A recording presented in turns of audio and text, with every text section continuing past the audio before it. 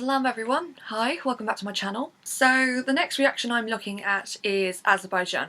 Like most of the countries this year, Azerbaijan have followed the same route of reselecting the singer that should have gone last year. So Samira Efendi, or Efendi as her stage name goes, should have gone to Rotterdam last year with the song Cleopatra.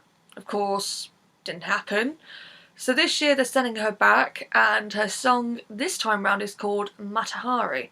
From the thumbnail of the YouTube video, this gives me the big impression it's going to go in very much like last year. It's going to be a bop, there's going to be a massive drop, and people are going to love it. That's what it's given me the impression of anyway. Obviously by now people would have heard the song. I mean, it was released earlier, so yeah. Obviously I tend to be a bit of a slow coach with things, so yeah, by this point I think everyone's heard it now, so I'm probably the last person who's not heard it yet, so yeah, this is my take on their entry. Okay, interesting start. I'm a godless, I'm a liar, playing the game of desire. Okay. There's definitely some rhyming pattern going on here already.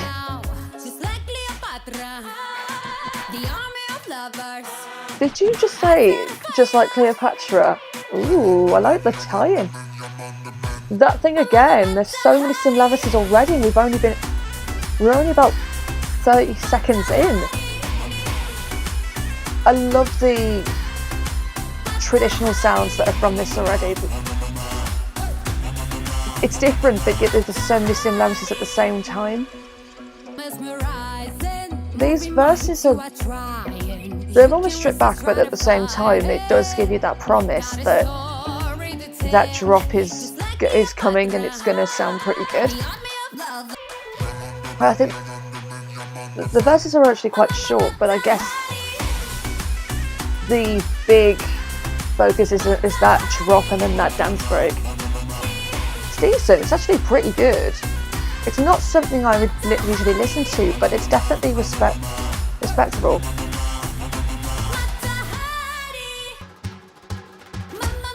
Okay.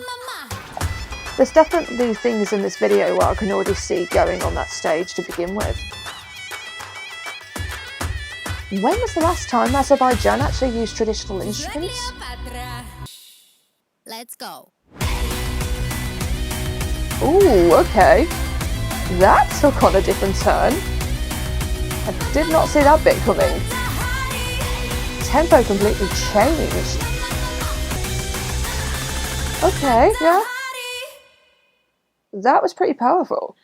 Okay, so I will say from the straight off the bat that yeah, it's not my kind of song.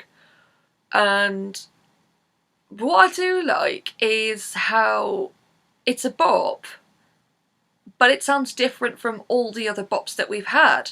I think this is the only bop that we've had this year that actually uses traditional instruments. There's definitely different instrumentation, there's definitely the ethnic flavour that we've not really got from any other bops, so I think that is a good thing in terms of standing out against the rest of the other songs. So to break it down, I think the verses are actually quite simple, but at the same time they give you that, it gives it that anchor of it's like the anchor of the song that actually helps build up the song up into that pre-chorus, then to the drop, and then of course into that sort of dance break afterwards. Yes, it's your typical paint by numbers bop. The difference though is the instrumentation and the lyrics, obviously, along with vocals, etc. I'd say that the drop isn't as strong as I was kind of hoping for, but it's still a respectable song nonetheless, and I still recognise its strengths. And I think vocally, I'd say vocally she should be fine. Lyrically, the lyrics are simple, but again, it's a bop, so you don't really necessarily have to overthink the lyrics. What's more important is how the presentation's going to look. So I think that the music video is obviously a lot more stripped back. I'm not sure whether they blew all the budget on the music video last year or whether they're saving the budget for the staging, which could be a fair case. because the staging that they presented, well, the staging that the concept that they presented last year actually looked incredibly good and looked very, very expensive. So I'm wondering, with the stripped back music video, are they saving the money now for potential world-class staging? So yeah, overall I think the musical aspect is probably my favourite part of the song. Usually if I hear something like slightly different, it's always a good thing. But yeah, I'd say I think Azerbaijan are quite lucky because they're in semi-1. So they don't have to compete with all the bops that are in semi-2.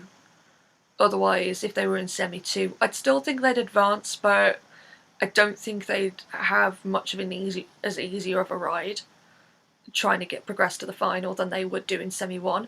Semi-1, I think they'd stand out more, and that there's more variation in that semi, so more different genres, etc. So I think that will help them. They've also got Russia in the same semi, so they've got support in that semi, whereas if they were in semi-2, they don't necessarily have the same level of support than they would in semi-1.